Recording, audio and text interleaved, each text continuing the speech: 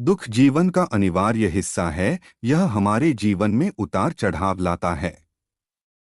हर व्यक्ति अपने जीवन में किसी न किसी दुख के कारण से परेशान रहता है। लेकिन हम ये सोच अपने मन में रखना चाहिए कि दुख हमेशा हमारे जीवन में नहीं रहता। अगर आज हमारे जीवन में दुख है तो कल सुख भी आएंगे। अगर हम गरीब हैं तो ये हमारा नसीब है।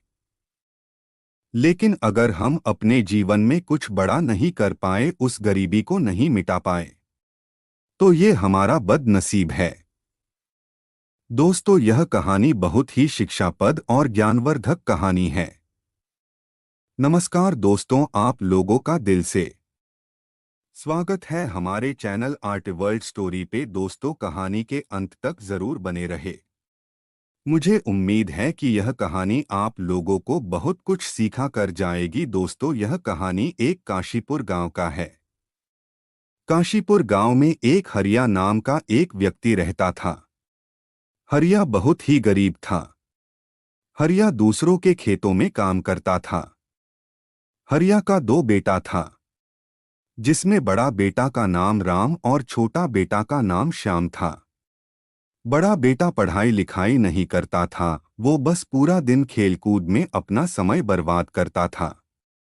बड़े बेटे के साथ हरिया का छोटा बेटा भी खेलकूद करता रहता था।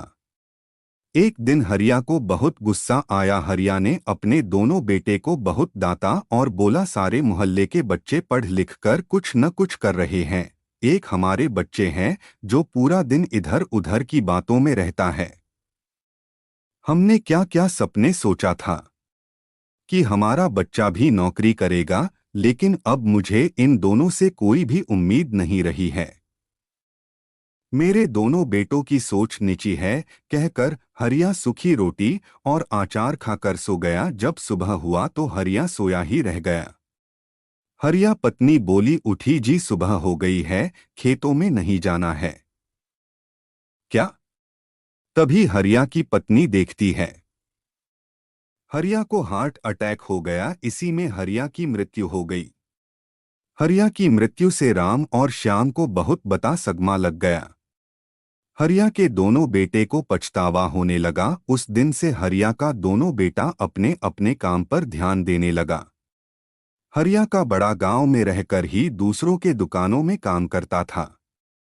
वही हरिया का छोटा बेटा नौकरी के तलाश में किसी दूसरे शहर की तरफ निकल गया। उसकी माँ ने एक टिफिन में रोटियां रख दी थी। उसके घर में सब्जी नहीं बनती थी क्योंकि सब्जियों के लिए पैसे नहीं थे।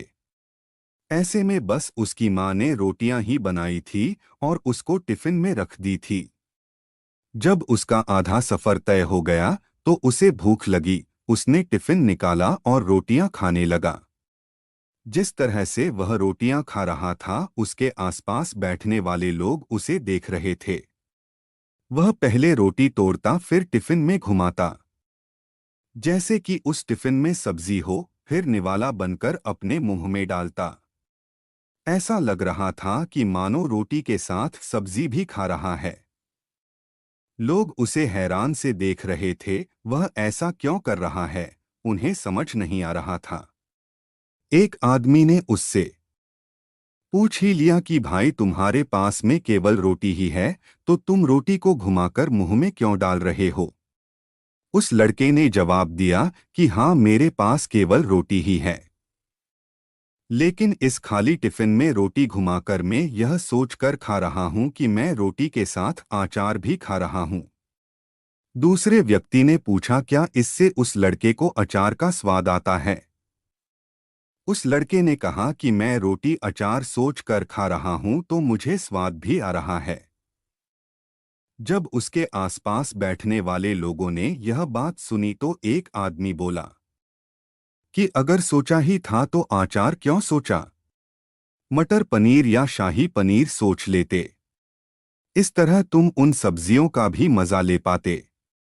तभी श्याम को समझ आ गया कि सोच अगर बड़ी होती है तभी इंसान कुछ बड़ा कर पाता है। अगर यह बात मुझे उस समय ही समझ आ जाती तो शायद आज हमारे पिताजी जिंदा होते। तो दोस्तों इस कहानी से यह सीख मिलती है, बड़ा सोचो तभी सफलता बड़ी होगी। अगर आदमी के सपने बड़े होंगे तभी सफलता भी बड़ी होगी, इसके लिए आदमी को बड़ा सोचा होगा। जिंदगी में अगर कुछ बड़ा करना है दोस्तों, हर व्यक्ति के सपने बड़े होंगे तभी सफलता भी बड़ी होगी, इसके लिए हर व्यक्ति को बड़ा सोच रखना चाहिए। जिंदगी में अगर कुछ बड़ा करना है तो व्यक्ति को अपनी सोच बड़ी रखनी चाहिए। अगर हर व्यक्ति के सपने बड़े होंगे तभी सफलता भी बड़ी मिलेगी, लेकिन शुरुआत हमेशा छोटी से ही होती है। बूंद बूंद से दोस्तों हमारे जीवन में दुख सुख हमेशा आते रहते हैं, लेकिन हमें हार नहीं माननी चाहिए।